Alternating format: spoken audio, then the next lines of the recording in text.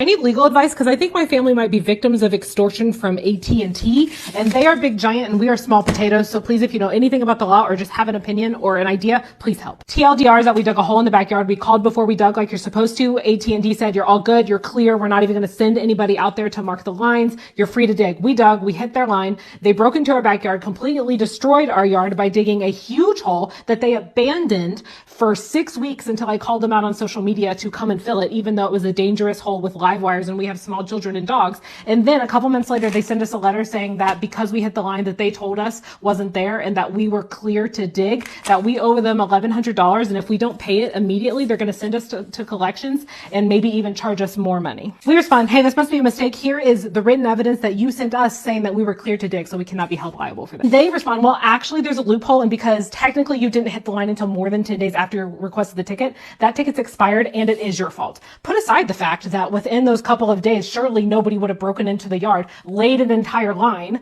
I mean, they gave us the all clear. I read the law corner to corner and our ticket was not expired. We were not breaking the law. They're lying. So I called them out on my stories again and they escalated it to like a special case person. And then she responded a couple of days later that they said that there's nothing they can do, that it's a Missouri penalty. If it's a Missouri penalty, why am I not dealing with the state of Missouri? And why does your itemized list say that we owe you for labor for AT&T?